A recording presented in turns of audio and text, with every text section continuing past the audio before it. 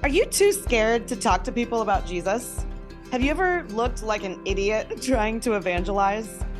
What does a fear of flying or roller coasters have to do with evangelism? And how does stand-up comedy maybe help you with spiritual conversations? Not that you have to be a stand-up comic, but we're going to be exploring all of that and more on today's episode of Theology on Air. Well, welcome back to Theology on Air. Of course, Theology on Air is an offshoot of Theology on Tap, where we invite believers and the spiritually curious to come explore big questions of life and faith over craft beer.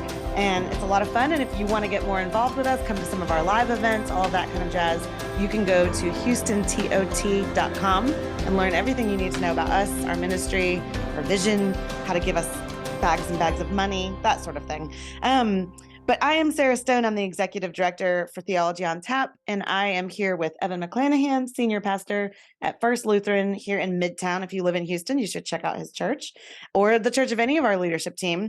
But our guest today is coming to us all the way across the pond. Like, what time is it there? Is it even Thursday? Well, it's tea time. It's always tea time in the UK. It's always tea time, which in the UK is more than just tea. I know this from watching shows from the UK. It's all kinds of goodies. Yeah, you wear white gloves and you get warm. Yeah, absolutely. If you see a gentleman with white gloves come through the door, that would be. Yeah. No, it's 4 o'clock in the afternoon, middle of the afternoon here in the UK. It really is actually tea time. At some point, you guys really need to rethink that caste system. My gosh, I'm not sure. I'm not sure that jives with Christianity anymore. But we'll talk about that later. Well, that's a whole other topic, isn't it? Yeah.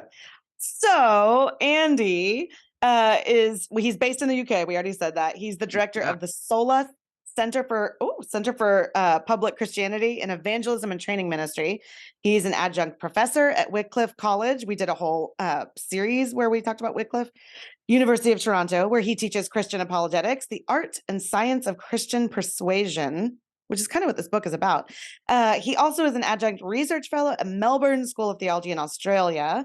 And all that he does, Andy is passionate about getting the gospel out of the four walls of the church and equipping Christians to share their faith in their communities, which is kind of a similar mission and vision of Theology on Tap, right? Do all of those, have some of those important conversations outside the four walls of the church. Yeah. With beer. So what's that? With beer. With beer, yeah.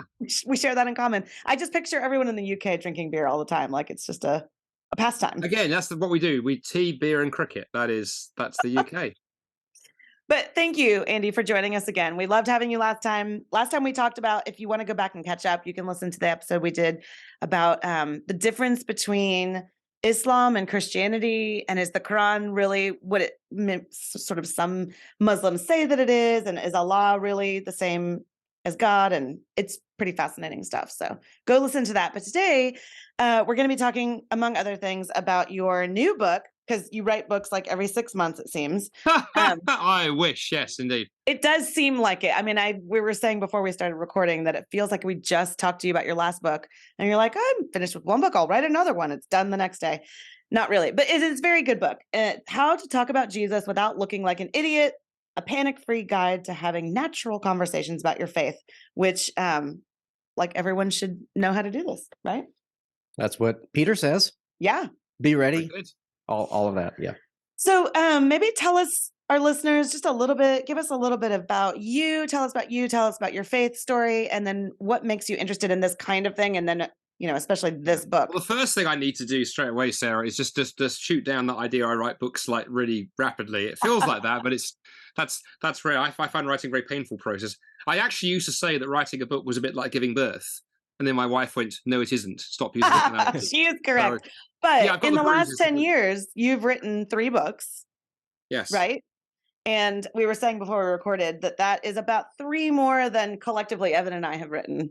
You need to do what Joel Osteen does. He gives the sermon. They turn the sermons into books, and then they just crank them out. And they say the same thing, but people still buy them. He still gets the $1 million advances. Oh my gosh, maybe we can just... And who of us has not looked at Joel Osteen and gone, my word, those teeth, they're amazing.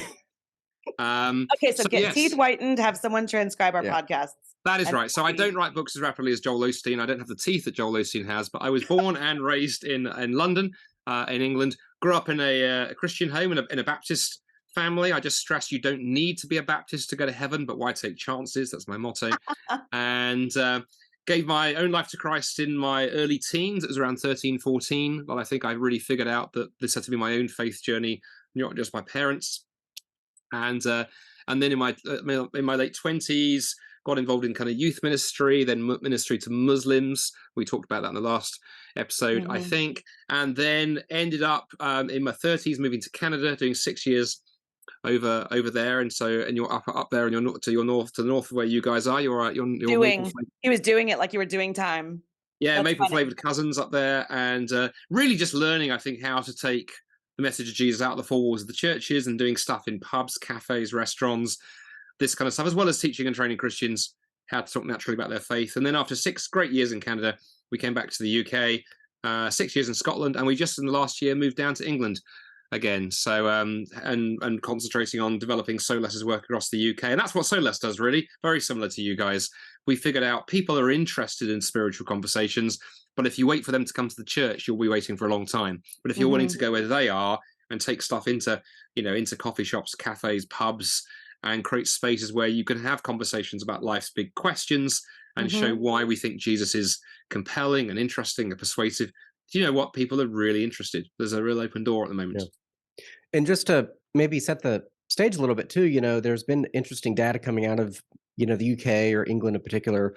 Fewer than half the people call themselves Christians, right? So, it's often said England or Europe maybe generally is a little bit ahead of the US, in terms of like the social trends, 20, 30 years. I don't know if that's the case. Sometimes I think we're ahead of you guys in some ways. Is it Pride Month there, by the way? Boy. It's June 1st now. So anyway. I think it's about to, yes, I think it is. That's very true. Yeah, even though that was like a New York City thing, the Stonewall riot. I don't know how it traversed the pond. But that said, fewer than half of, here's you just had the coronation of a new king. Apparently he tried to do it with like all faiths involved or other faiths involved. He's like the defender of faith, not the defender of the Christian faith. So I find England to be really interesting because you have these thousands of, or hundreds at least, years of Christian tradition, Christian monarch, majority Christian nation. You watch the soccer team, the cross is right there on the jersey, and now like less than half of the people even call themselves Christian. I mean, not even like go to church. I mean, they say I'm a Christian. So I'm very hopeful you've got the answers and you're very successful in the venture of bringing. Yeah, it's complex, isn't it? I mean, obviously, by contrast, the US is a totally Christian country. I mean, it's just a paradigm of virtue. Right. Right. That's the clip that we'll pull out for the teaser. Yep. Yeah, you could tease that one exactly. Make America Great Britain again. That's my motto. That's great. I love it. And by the way, this book comes out on the 4th of July. So my American publisher, they're pranking me, really, of going, there you are, British author, 4th of July, mate. Just on that very point, Evan, I think we live in interesting and complicated times, right? Because on the one hand, the last UK census for which we had the data, which came out last year, less than half of people in the country identify as Christians. But nevertheless, if you're a glasses half full person, it's still over 48%, which is interesting. So when people still have that option to tick other things, they still a huge number. Yet, as you say, a lot of them don't turn up in church on Sunday. So there's a great mission field right there for the church of going, how do we retell our story to people who are interested in some ways, but just don't have a clue what they're ticking up to. But the other thing that interested me, although something like 20%, even a bit higher than that, of people in the UK now identify as nuns, Nones. We're not talking Sister Act 3. When you dig into that data, people have the option to write other things. They could write atheist or humanist or Jedi or something. I think 10,000 people self-identified as atheist, and I think 9,000 as humanist. It was around those kind of figures. So it's like, oh, okay. So even those who are identifying as none, what they're doing is I think they're saying, well, I don't want anything to do with organized religion. I'm not part of the Church of England or the Presbyterians or the Episcopalians or whatever. I'm my own thing. Yeah. So again, these are not, sort of dyed in the wool secularists. So I always want to say to Christians, don't write people off. We live in very confused times. People believe all things and everything. And funny you mentioned the pride thing. The other thing that's going on is, of course, as the famous Christian writer from a few generations ago, G.K. Chesterton once famously said, when people stop believing in God, they don't believe in nothing. They believe in anything. So you get these sort of pseudo religions come in, and we've seen that with, I think, some of the LGBT stuff, particularly more the trans stuff. The idea that you can have a gendered soul that's different to your biology, well, if that's not a religious belief, I don't know what is. Yeah.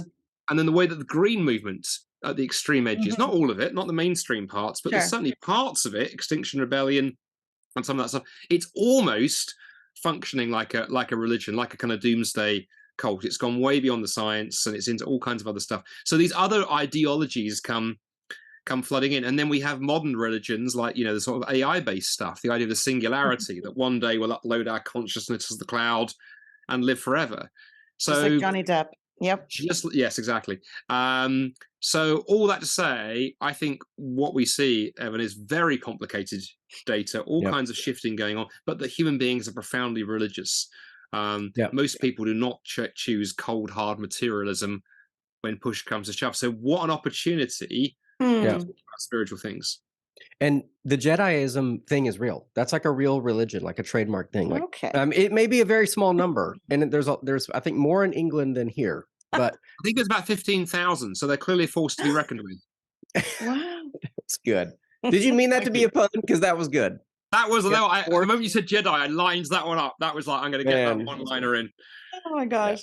Well, so before we get into like this book, then I would have to ask you, do you feel like when you talk to people about Jesus, when you're having spiritual conversations, do you feel like step one is almost like a deprogramming of whatever sort of cultural religion people have glommed onto? Because you're right. I don't think there's that many people that are just sort of religious.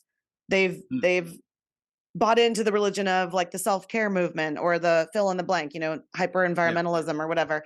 Do you feel like you have to like sort of undo that and then tell them about Jesus, or That maybe can be I'm part getting of the ahead of myself? journey. Yeah. In one sense, Sarah, you are ever so slightly ahead of yourself there. I mean, you're absolutely right. The danger is if we lead with that. Sure. One of the dangers in this cultural moment is people are very suspicious about other people telling them, Yeah. they're wrong, or oppressing them or trying to force them into things. So that can come across as if the first thing we do is, right, let me tell you why you're wrong.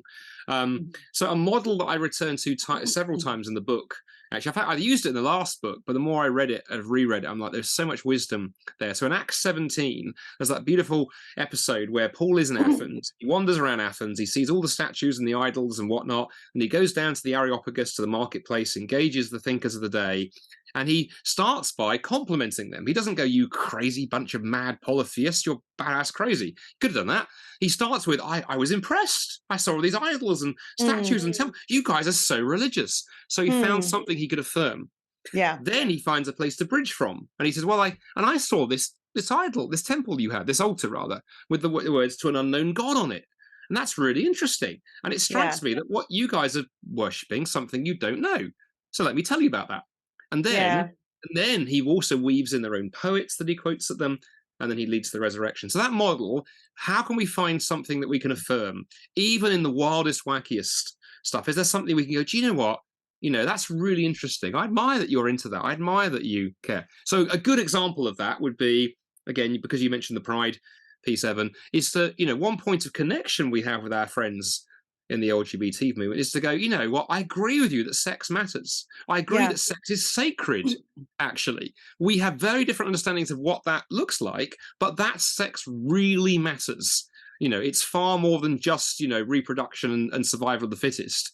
That's great. I agree with you. I agree that love matters. When you say things like love is love, I agree. Love is really important. That's where I'd start. Don't end there, but that's a good starting point. Then, as I say, then I think you can follow Paul's trajectory of go, but, with respect, I think the thing that you're looking for to meet that deepest need in you isn't actually going to solve the problem. I think you're looking in a sense for the right thing in the wrong place. And I think when you can learn to do that, there are so many bridges to the gospel we can come, and you win people straight away because they're like, oh, you're being positive, rather than the first thing you're doing is telling me why I'm wrong for 13 reasons and digging me around the head. Hey guys, Sarah here. Sorry to interrupt the podcast. I know it was awesome, but I just wanted to tell you that Theology on Tap is growing. We are now a standalone ministry, an independent nonprofit, and to grow, we need your help. We're offering more live events, more follow-up opportunities to reach the unchurched, and increased partnerships with local churches.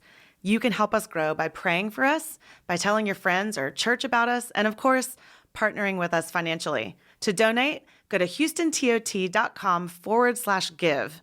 Okay, enjoy the rest of the show. Well, piggybacking on that, so you're having these conversations with people, but when you get to the point where someone has to sort of make the turn from, oh, that's interesting what you believe, and they're about to maybe share what they believe, or at least just turn that corner, things get really scary. And that's what this book is about, right? It's about identifying those fears and then, on from there. But the first couple chapters really talk about what are the fears behind sharing your faith or talking about Jesus, having spiritual conversations, talking about important things, however you want to put it. So maybe tell us, what are some like big main fears that keep believers from sharing their faith? I mean, obviously I can think of some, but you wrote the book, so I'll make you do the work. Thank you very much. And the book, by the way, you mentioned the first 2 chapters. The first chapter really is the story of my own journey, because now, okay, I do, I am an evangelist. That's what I do. But back in my 20s, when I worked for my first job working for a local hospital, I described myself as an undercover Christian. Outside work, I was actively involved in my church. Inside work, I said nothing, literally no thing. And I was terrified. And so in one sense, this is the book that I wish I could send back through a wormhole and give to my 25-year-old self and say, right, dude, read this because it will help. Now, here's the thing. I think if you'd asked me then, I would have said I'm afraid of evangelism, and a lot of us are. But the problem is, if you just leave it there, that's too general. So you're right. Okay. You need to dive down. What are the specifics? What are we afraid of? And for me, and I've talked to since then tens of thousands of others. So I think these are fairly ubiquitous. There's fear of looking like an idiot. That's why I called the book that. Right. It is basics human psychology 101 that we want people to like us. We want to fit in. And the moment you stand up and talk about your faith, there's a risk that you won't fit in. And so we're afraid of looking like idiots. The slightly more spiritual flip side of that is we're afraid of making God look like an idiot. Yeah. I'm afraid, well, if I stand up and talk about my faith and I get it horribly, horribly wrong, okay, I've now made the gospel look bad. I've done irreparable damage. Perhaps the best thing is to say nothing. So there's that fear. Fear of standing out can be a big one. Workplaces, universities, and so forth can be very conformist environments where there's a pressure to all be the same and look the same and think the same and sound the same. And the moment you say, I'm a Christian, you're immediately putting your head above the parapet, and that can be very nerve-wracking. And then lastly, Sarah, I'd say fear of what happens if you do self-identify as a Christian, and then someone says, oh, you're a Christian, what about? And they hurl some horrific question at you, a question about science or suffering or sex or even a topic that doesn't begin with S, and you just don't know what to do. So fear of that means you say nothing, and that was a big one for me. So I think those are 4 very common fears. There are others, but those are the 4 biggies. So a couple of things I really liked about just this whole section. So I used to be a counselor, so the counselor in me really loved that you said, like, identifying the fear is important, but even beyond that, or underneath that, however you want to put it, is identifying where there may be an actual idol in your own life. And I loved this. So you talked about, for instance, you talked about your fear of flying. Is that real? I assume that's real, that you really had a fear of flying and your poor wife was like... I was absolutely terrified of flying. That story I tell in the book about the first time we flew transatlantic, and my wife wouldn't let me go to the bathroom at the airport because she thought I would do a flip through the window, and she was right. I was plotting to do the flip through the window. Wow. All true. Yeah, I was terrified of flying. And you talk about how when you actually sort of looked into that, it was a fear of, or it was about control. Yes. Like you didn't have control. Excuse me. And so that at the root, most of these fears point to something deeper. So I really resonated with, the fear of someone asking you a question you don't know the answer to, which might surprise some people because I love apologetics and I will often give you an answer, even if it's not the best one. But it's at the root of that is not that I won't know. It's that I will, if I don't know, I will look like someone that doesn't know things. I'll look stupid. I'll look dumb. It's not that I'll give them the wrong answer or that they won't get an answer, because I'm happy to say, like, I don't know, but I'll get back to you. But then they'll be like, oh, I thought Sarah knew things. I thought she was smart. Or they won't see me as an intellectual. So there's really some sort of work to do internally. Like, I don't want to share the gospel because X. What is underneath X? Is there an idol there that I'm holding on to? Like, I want to be seen as being like the smartest person in the room. If I let that go, will that actually honor Jesus more, Yeah. And the other one I think that is, quite painful to identify for many of us, I do worry that many of us, and I've included myself in this, because I find it's one thing standing on a stage at the front of a pub talking about something, I still find it very hard talking to, say, next door neighbors or family members or those kind of personal contacts. Sometimes I think we've made an idol out of a comfortable middle class life. We like everything to be easy. As long as we don't talk about controversial topics, we don't talk about religion, we don't talk about politics, we have lovely dinner parties or barbecues with our friends and our neighbors, we just do life like everybody else and don't rock any boats. It's very comfortable. It's easy. It's dead easy. You can easily be a Christian, not getting persecuted in America or the UK. So as long as you don't stick your head above the parapet, you have this nice, easy, comfortable life. You do your church thing on the weekends, and the rest of the time you don't rock the boat. And I think that is a bigger idol for many of us than we realize. And I think one reason, by the way, and I can't remember if I mentioned this in the book or not, that I found it really encouraging to get to know or to read the stories or take the time to track with Christians who are in parts of the world where life is really crappy. I mean, try being a Christian in, China or the Middle East or wherever. That could be quite a wake-up call to go, man, the worst that'll happen is I'll get a colleague might laugh at me. Right. The worst that can happen in China is you get arrested. Sometimes we need that slight wake-up call. So I think that's an idol too, the comfort. We don't want to be uncomfortable. Yeah. Talk a little bit about, in the book, you make a distinction between the word scary and the word fear or afraid. I thought that was interesting. That's interesting. I worry that you're a counselor because you're going to sit there and go, that's useless. I will definitely be analyzing you. Yeah. Think theology. I was reflecting on those. I was doing a lot of thinking and reading around fear and whatnot. It struck me, there are so many things that we do, even though they're a little bit, the result, we can be a little bit fearful about them, a little bit scary, right? So, we go to the ride at the theme park and we go down the roller coaster. That's scary, right? But we still do it. Rock climbing is a sport I've messed around with for years. I still find abseiling scary because leaning back and trusting someone else to belay you down a cliff is scary. Lots of things are scary, but you do them anyway. And then I came across this wonderful quote in a book by Roald Dahl. I have it right here to say next. That's Danny the Champion of the World. Yeah, and he's an author. Lots of people, both sides of the pond, know his work. They've been turned into films, Charlie and the Chocolate Factory and stuff. My kids are at the age where they love his books. And I came across a line in one of his books. One of the characters says, most of the most exciting things in the world are really scary. They wouldn't be exciting if they weren't. I was like, dude, that is a real piece of wisdom. Because take the scariness out of half the stuff in life, it's not exciting. And so therefore, if evangelism is supposed to be exciting, what an amazing opportunity, telling people about Jesus, the greatest news ever. Maybe we should expect it to be slightly scary. If it was just bland, if it was just the same as, asking someone to pass the ketchup at the dinner table, then I don't know. Interestingly, and I wish I'd thought of this when I wrote the book, there's also when deep relationships are involved, it can be scary. So the first time, when I met my now wife, and the first time I asked my wife to come on a date with me, it was scary. When I asked her to marry me, that was scary. But it was exciting and it was thrilling and it was amazing, but it was scary. So scariness is okay. Fear, I think the difference to me with fear, and it's interesting, so often the Bible says, do not fear. How often angels turn up and go, don't fear, do not be afraid. Because fear is that paralyzing reaction. Fear is standing at the top of the rock climbing wall and going, I'm not going over the edge. I'm not going over the edge. I'm afraid. That holds you back. And so just separating those between, it's okay to have the heart racing and the adrenaline pumping. That doesn't make you a bad Christian or a bad person or a lunatic. It makes you a normal human being. But pray through and work through. If the fear is holding you back from doing the thing that's exciting, then we need to address it. And of course, having kids is interesting because we go through this a lot. I've got a 10-year-old and an 8-year-old, and they're outward boundy kind of kids, but they'll have new experiences where they need a bit of encouragement to jump off the cliff into the pool or, abseil down the rock climbing wall. And I've learned with them to go, it's okay to be scared. Perfectly okay to be scared. It's not okay to not do the thing. We'll help you do the thing. But don't feel bad because you're a bit scared. That's normal. Yeah.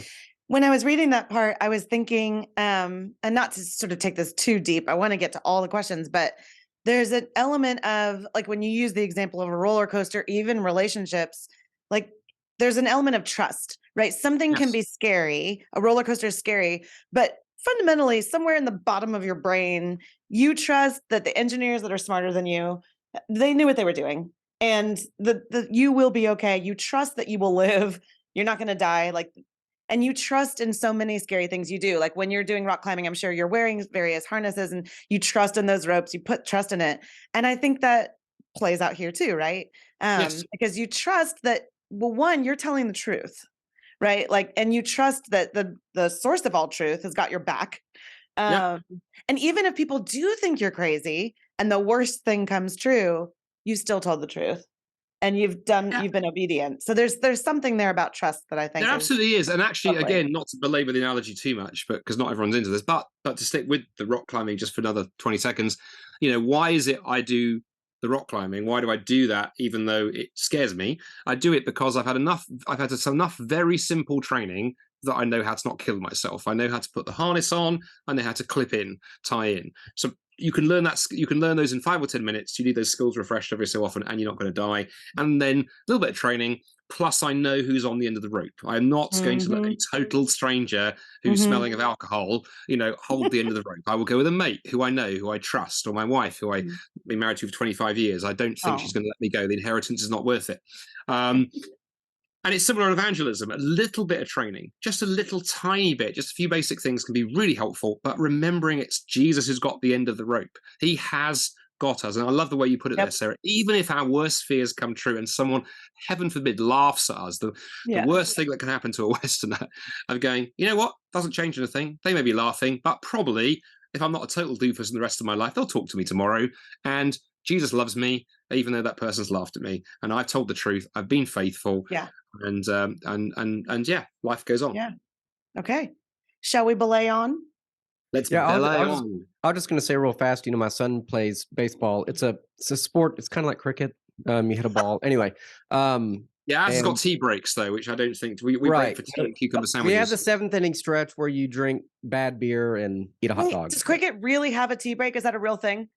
Test match cricket takes 5 days to play, and they have tea breaks every afternoon for tea and cucumber sandwiches. That sounds so lovely. We're trying to speed up baseball to get it down under 3 hours, and they're like, 5 days, Well, maybe if you had a snack in the middle, those of us that didn't love it wouldn't mind it so long.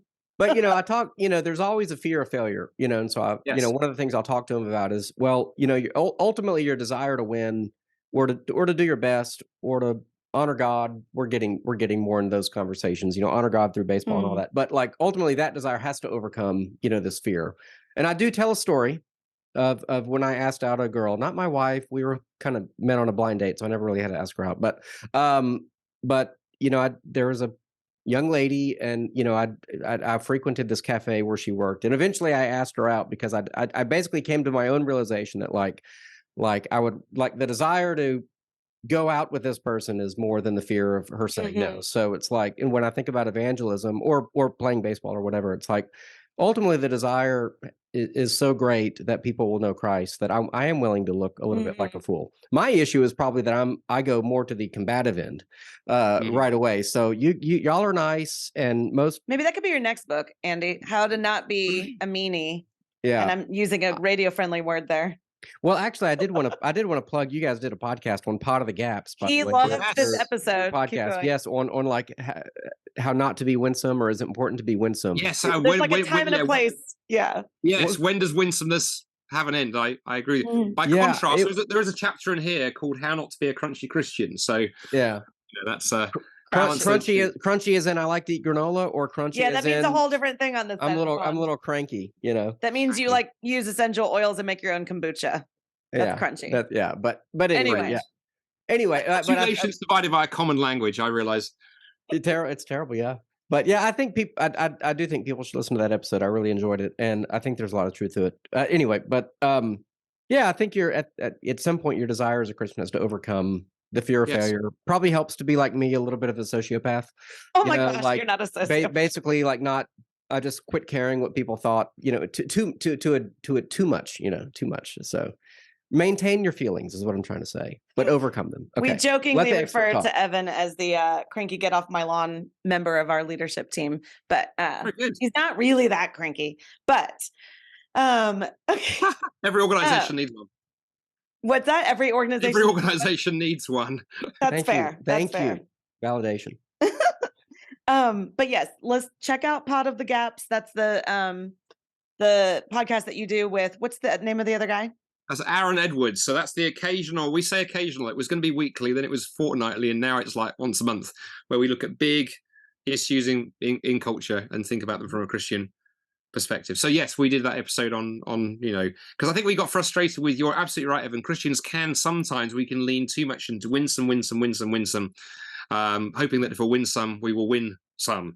And I think that does work in most cases. The takeaway here is not to go and be a jerk for Jesus, but is there are times when it's important we take a stand, and knowing when to do that is there's a spiritual discipline and art to that, and we'll get Sometimes it wrong. We're hiding behind this nice or winsome veneer, but we're never actually we're not actually saying what needs to be said, and then that's not honoring God. Yeah. That's the I do think there are apologetic methodologies that don't honor God.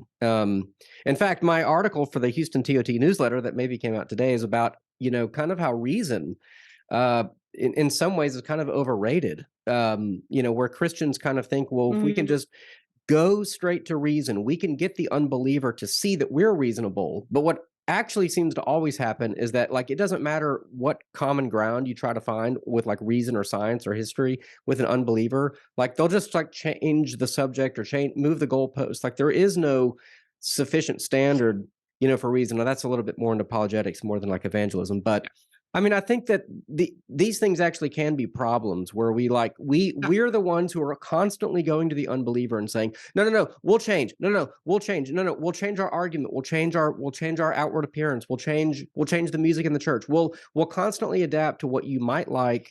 And at some point, we need to have some integrity and challenge the world, enough to where they'll respect us. It's like, hey, will you respect me in the morning? You talked about that with the Penn and Teller guy.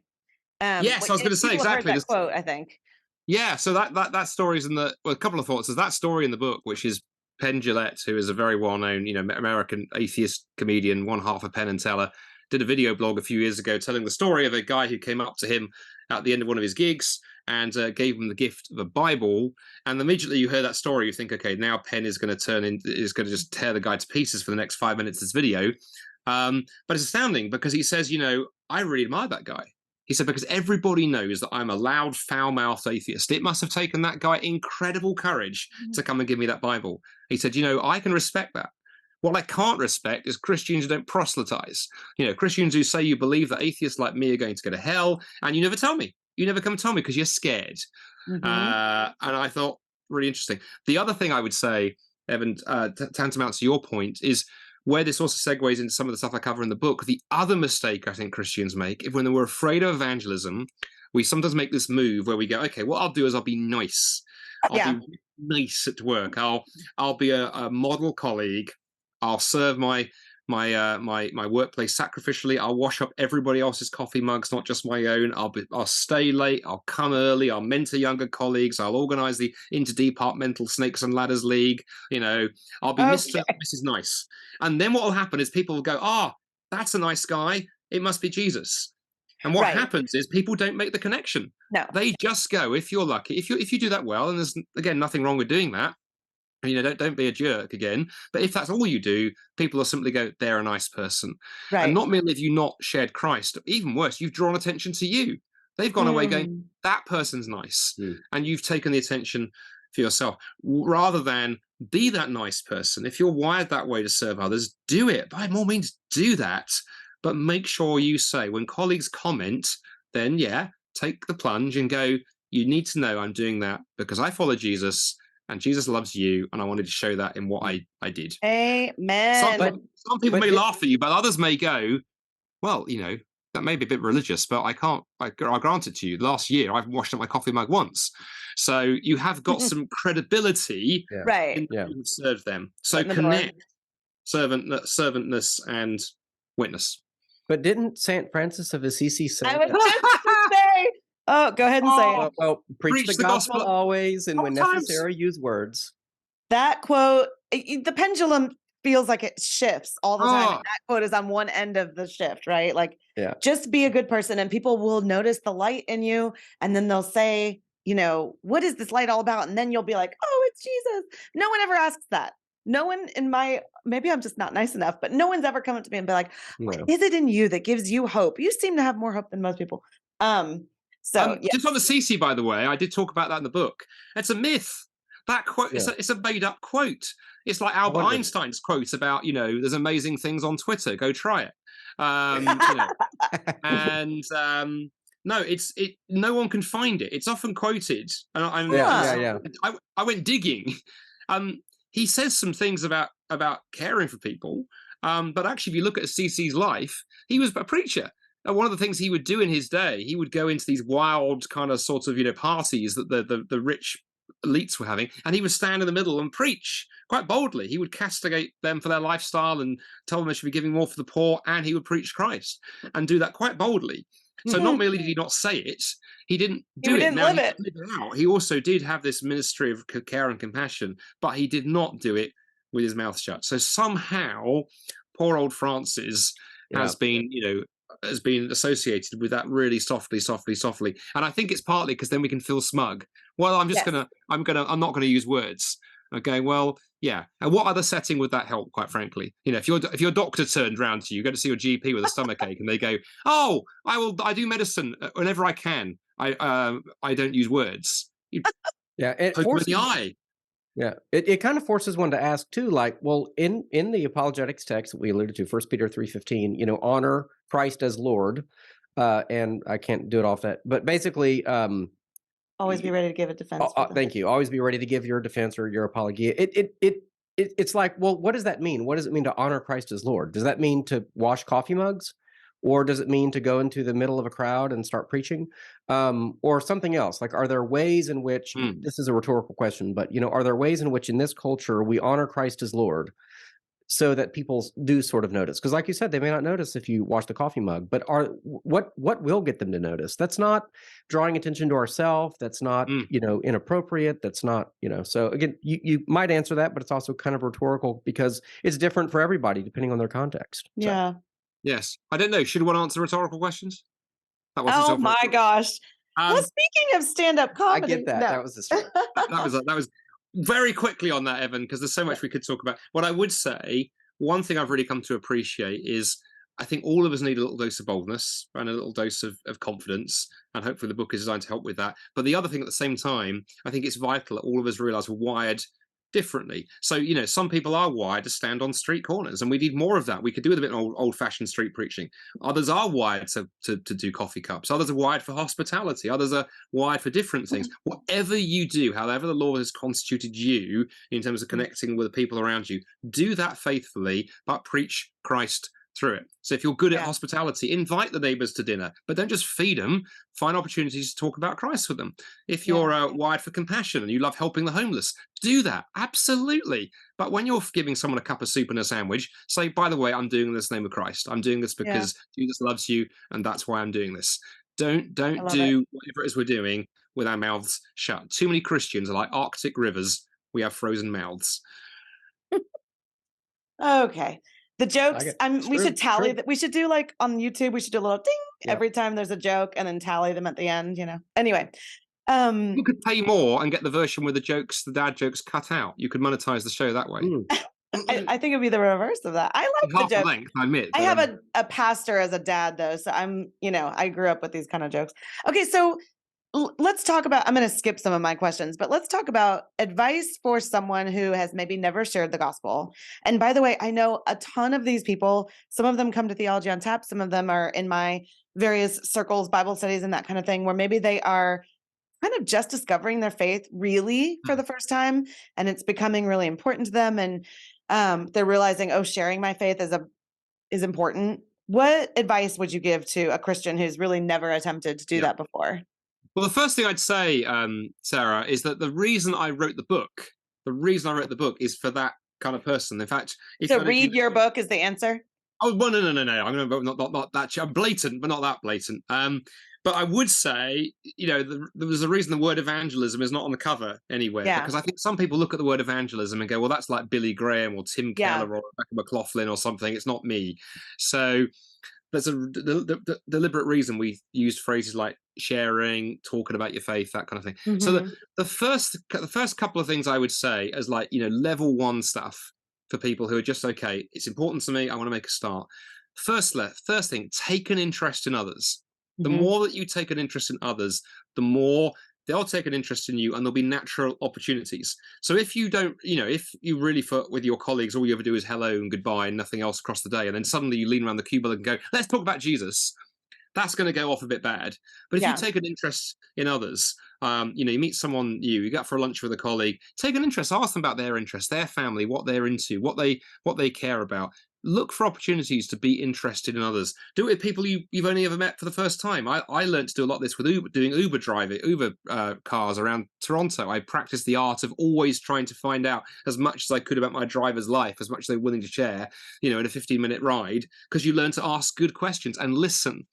And funny thing is, the more you do that to others, the more they're likely to take an interest in you. And that gives you an opportunity, as part of that, to bring Jesus into your story. Lesson one.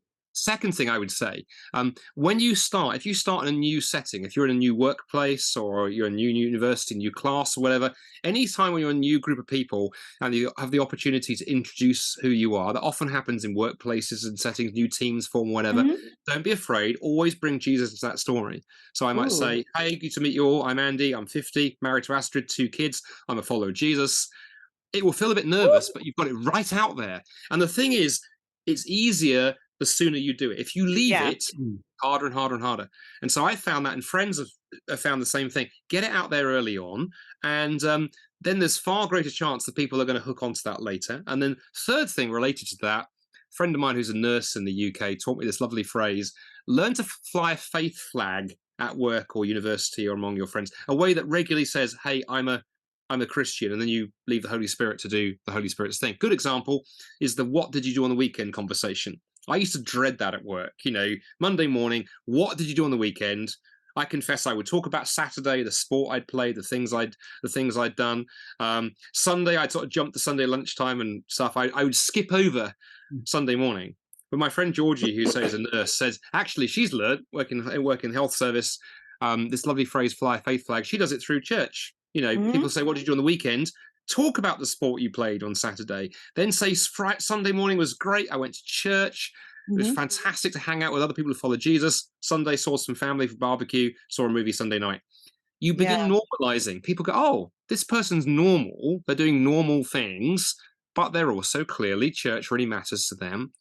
And she and other friends who do this have found, do you know what? Amazing things happen. You get then people coming up and saying, hey, you're a spiritual person. Would you mind praying for me? Or they ask a question. Or so that's the framework. Start there. There's a lot more you could do, but start there. So take an interest in people. Look for simple ways. Just signal that you're a Christian, and say, don't do it cheesily. Just do it naturally as part of who you are.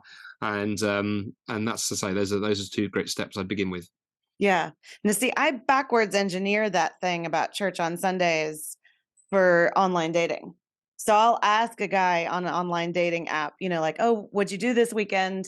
And if I don't hear the word church, I'm like, you're like, he's got an opportunity right there to say like, oh, I went to church. I'll even say, what'd you do yesterday? On Mondays is the best day for online dating. I don't know if you're traps. Andy's target audience though, I mean, you're already in, so.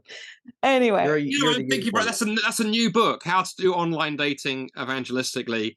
The thing is, my wife might worry about the research for that. I've been married for 25 years. I'd like to make 26. Let's see, why are you on Bumble and Match? Oh my gosh, research, it's research. I'm worried that you know the names of all these things, Evan, but I've never get that. Well, Sarah tells me. I keep him in the loop about what single life is like. Yeah. So, okay, and something else you talk about in the book, and it's funny because just last night at Bible study, our intro question was, do you find it easier to pray for yourself or to pray for others? Because we were going to be talking about the high priestly prayer, and you would think a question that just had a one or the other multiple choice would be quick, but of course it took us forever because we're a bunch of women, and some of the answers were fascinating. And one lady said, I hate to admit it, but it's easier to pray for myself because I realize I actually don't ask people what's going on in their lives. Like I don't ask people questions. Asking questions is a dying art. That's another thing I found in the dating world, but in the everything world, like we just don't really, like you said, invest in people. But Jesus in the Bible, he asks all kinds of questions, like all he does. There's some sort of staggering statistic about, people asking him questions, and the number of times he actually gives an answer versus asking another question is really small. I don't have the number in front of me, but the number of questions he asks is in the hundreds. And that's just in the text that we have, So maybe can you talk a little bit about, Jesus relied on question asking. Yeah. What maybe kinds of questions should we be asking? Yeah, so to go, you're absolutely right. To go, when you read the Gospels and start counting and noticing, it's fascinating. I think the stat I quoted in the book, which is not unique to me, I grab it from somebody else, is that Jesus asks 307 questions, and only answers 8 directly, which is Okay. interesting. And one of the things that he does that I think we can really learn from, and this connects back to that fear of being asked a question we can't answer, Jesus invariably would answer a question with a question. Mhm. One of the examples I use in the book, really easy one to see this in action, the story of the rich young ruler, a well-known story in the Gospels. The young man comes to Jesus, says, "Good teacher, what must I do to inherit eternal life?" And Jesus says, "Why do you call me good? Only God is good." And when you read that and you think about it, to go, what a totally bizarre Mhm. response. I mean, why doesn't Jesus say, "I'm the Son of God, dude, follow me"? Right. It's simple. Yeah, and to go, then you begin thinking about, hang on a minute, this young guy has got in his head that the way you get to God is through morality. It's all about the things you do. Keep the right commandments, do the right thing, and you can earn your way upwards. That's the mess that Jesus has to untangle. And he could have done it with a sermon or a parable. He does it with a question. Because when he says, why do you call me good? Only God is good. He's basically effectively saying to the young man, you're dead right. All good people do go to heaven. But who's good? Only God. So who gets to go on that basis? Only God. And by the way, at the same time, the young man's recognized that Jesus is good. So who does that make Jesus? So all of God. that work is done with a question. Yeah. So takeaway number 1 there, and in the book I teach 4 kind of basic questions that you can kind of reuse again and again, a bit like a little bit of a toolkit. But even just teaching yourself, if somebody does raise a question about what you believe, don't end, obviously, you've got to share something with them, but think about starting with a question. A really good way of doing that is if somebody raises an objection or a question about your faith, Sarah, is to say, okay, that's a great question. Why do you ask it? So if Yeah. someone says to you, how can you believe in a good God in a world of suffering? To go, that's an amazing question. Just out of interest, why did you ask that? What leads you to ask that question? Who knows? You might get some story. Might Mhm. turn out they asked that because they've just gone through some horrendous bereavement. And okay, it's still tough, but now you know a bit more. Okay, now I'm dealing with somebody who's hurting rather than somebody who's just playing, philosophy 101. Right. If someone says to you, "Oh, I can't believe in God," there's no evidence, rather than, leap into downloading an entire Mhm. sermon series onto them, what about saying, well, evidence, that's an interesting word. What do you mean by that word? What would count as evidence for you, for Yeah. example? Because It's that will at very least help Greg you. Kukul-esque. Yeah, I was going The to say, I'm tactics. conscious that Yeah. the first 2 questions I teach in the book, people like Greg Koch or Randy Newman and others have done them. What I would say, because obviously, as an author, you wanted to contribute something new.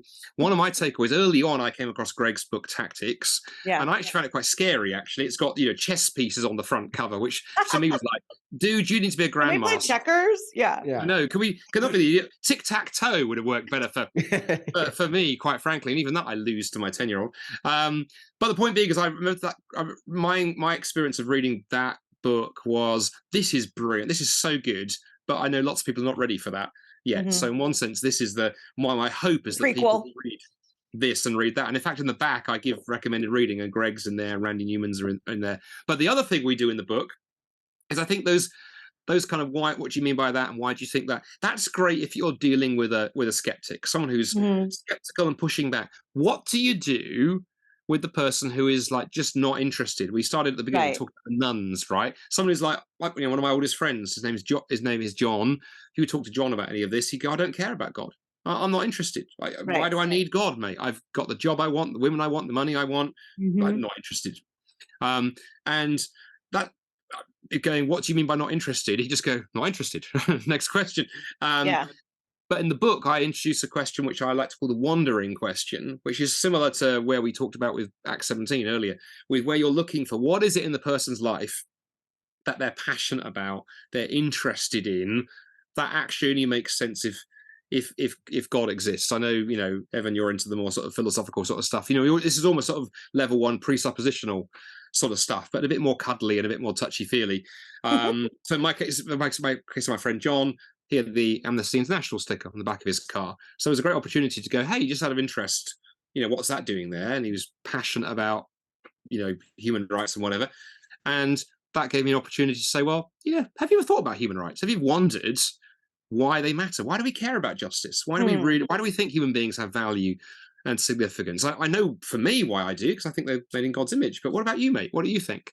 And that kind of question can crack open conversations with people who would otherwise not be interested. That idea actually goes back to C.S. Lewis, Hmm. who picked up on this idea of, it was because Lewis's own journey to faith, Yeah. really, he was an atheist for the first 30 years, came when he realized that all the things he loved the most, Yeah. particularly beauty and joy and music and art and these things, they were meaningless if atheism was true. He realized atheism couldn't support them. And as he sort of followed that, that was the beginning of the journey home. Yeah. And so that's that question in the book, that chapter in the book was a joy to write, because I think helping our friends who would go, religion's not for me, when actually deep down, that all of their deepest desires really only make sense if Christianity is true. As there's such rich opportunities for gospel conversations if we can learn to ask, have you ever wondered? Yeah. Have you ever wanted? I love that.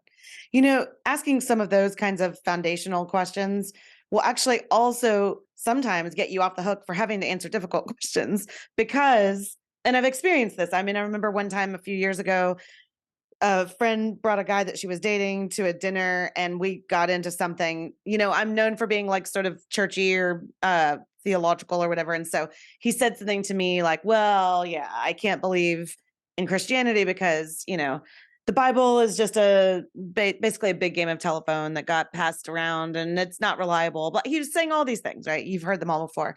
And I have channeled my inner Greg Kokel and I said, well, what makes you come to that conclusion? Well, and the thing I first wanted to start with was I have all of this like ready intel, like, well, actually, here's how the canon was assembled, and da, da, da, da. But I just asked him that question. What makes you think that? Like, how did you come to that conclusion? And he like had this was a great moment. He had this very purposeful, pregnant pause. And then he said, well, now that I think about it, I think I just kind of made that up. I don't know that I have really thought about it. I mean, he was like doing the work himself. I was like, I wish I could be recording this. And then we saved how many hours of me being like, now what you really need to do is go back There are to 5,823 Greek what's manuscripts. codex, you ask? I'll tell you. No. Yeah.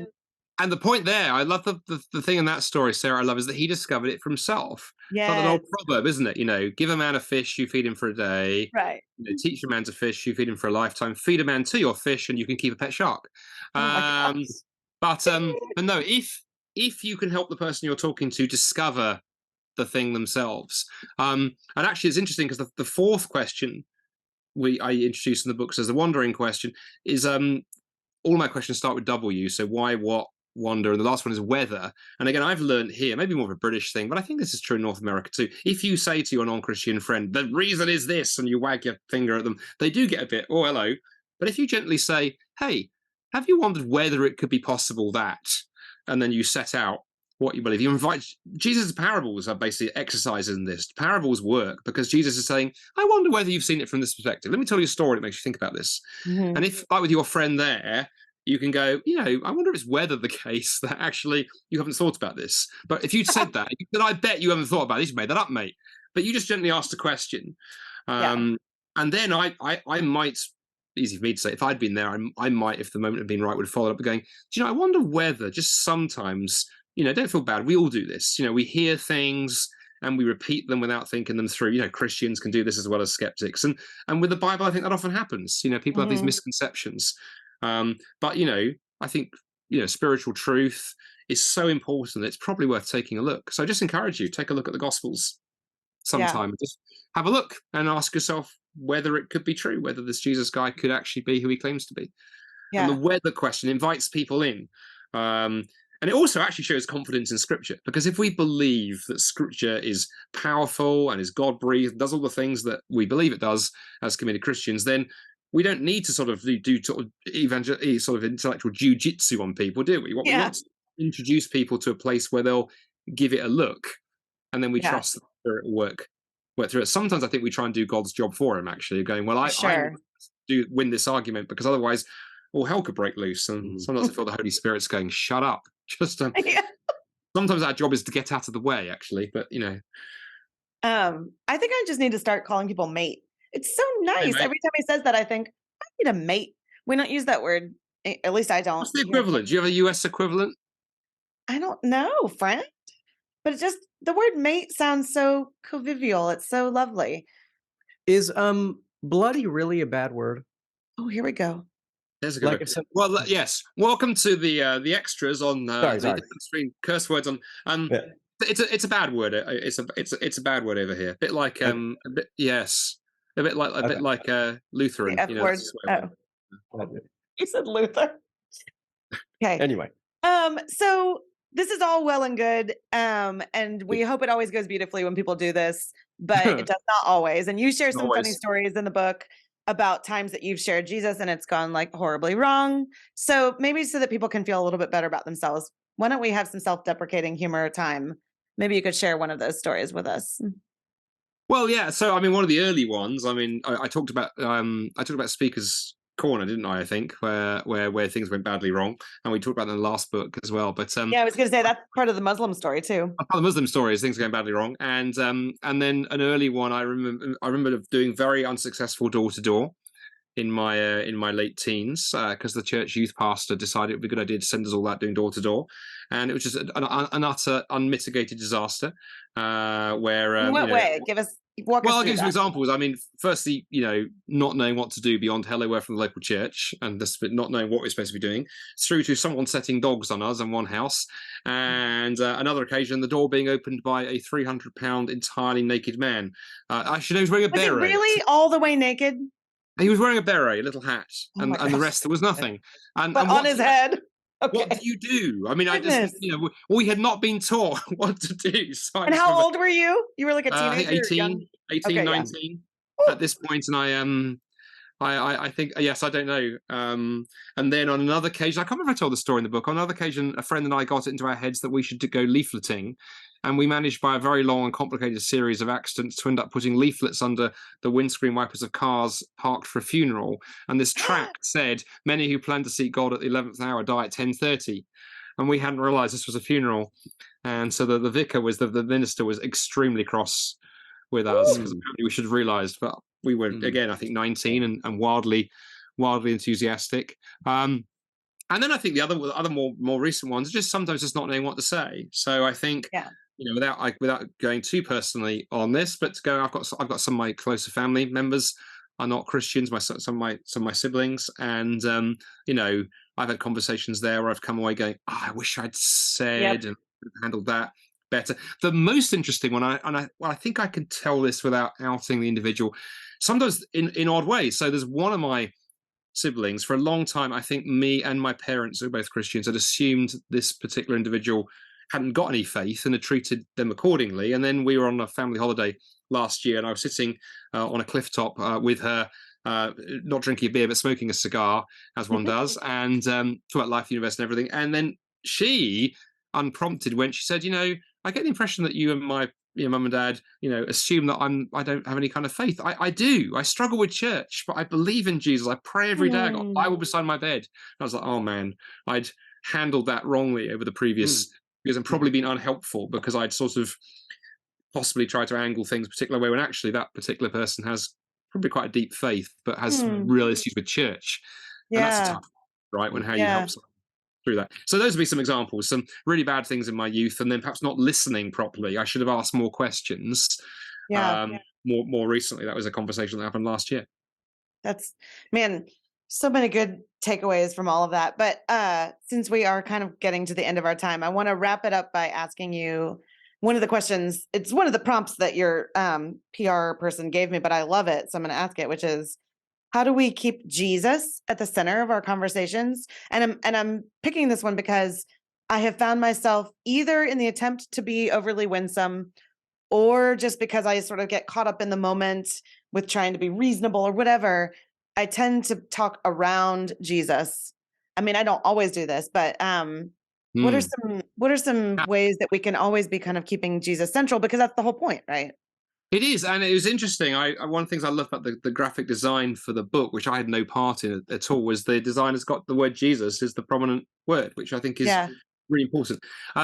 And it's also, by the way, I always describe myself as an evangelist first and an apologist second too. So yeah, I think a couple of things, Sarah. We talked earlier about how to bring Jesus in at the beginning. So new settings, mention that you're a Christian, mention you're a Jesus follower. And actually that intrigues people. If you say I go to church, sometimes people have a perception of what that means. If you say I follow Jesus, that can slightly wrong foot people, actually. So there's that. Then if you're in conversations where you are bringing arguments and reasons, so, you guys are into that, I'm into that, some of your listeners will be into that. The danger there is you can get obsessed with the argument, right? You can have half an hour banging on about fine-tuning or the Kalam cosmological argument or some high-flying, sort of bit of faluting apologetics, and then you go away going, "Struth, I never mentioned Jesus. I mentioned like Bill Craig like 7 times, but I didn't mention Jesus." So I think making sure that if you are engaging in the reasonable stuff, that you try and bring the conversation into land on Jesus. Try and learn. There's different ways of doing that with different questions. And in fact, one of the chapters in the book, I teach a kind of 5-step framework you can use for more standard apologetic questions.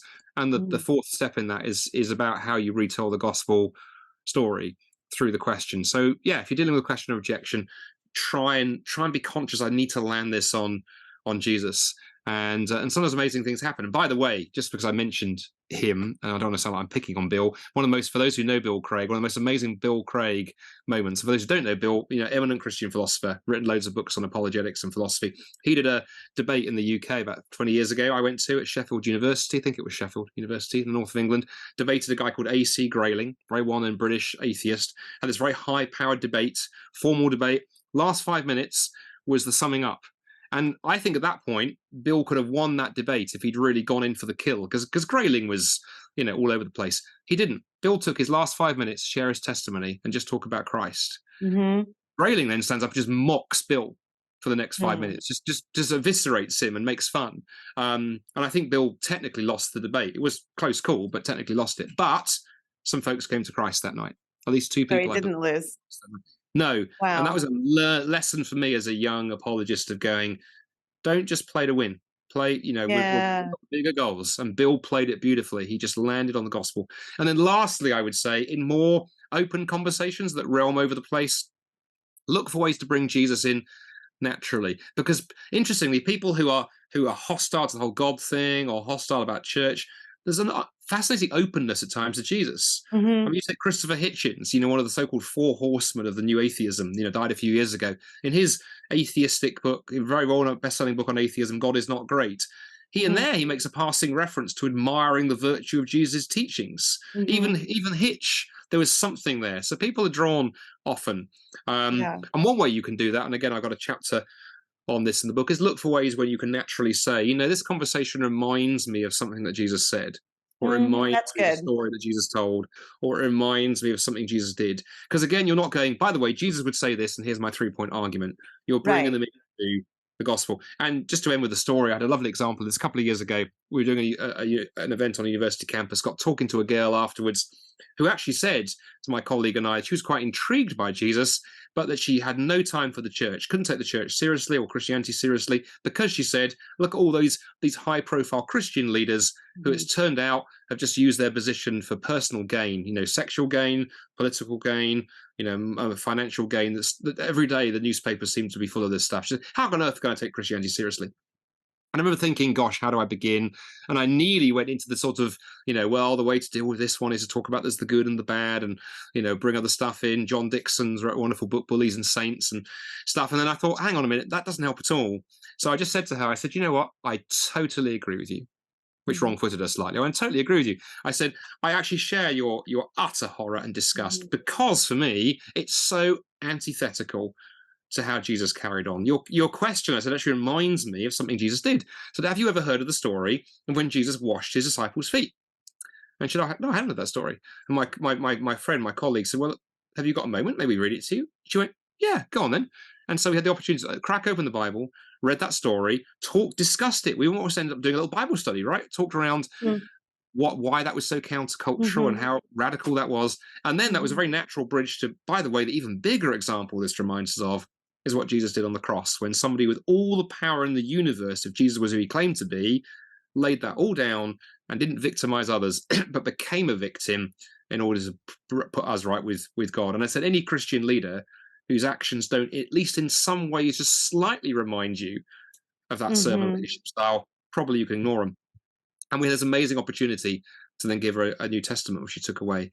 And we just use this reminds us of something that Jesus did in that case. So that's a way you can do it too. Yeah, I love that. I love that it's very practical too. You can lock that away in your head. This reminds me of, and then you only have to know a couple books from your Bible, So you keep saying things like, well, that's in another chapter. That's in another chapter. If anyone's feeling like it's a daunting, this is a very readable book. It's not incredibly long. And it also has a ton of dad jokes and funny stories and just and if you listen to enough Andy Bannister on our podcast or his podcast, you can sort of hear it in his voice when you're reading it, which makes it even more fun.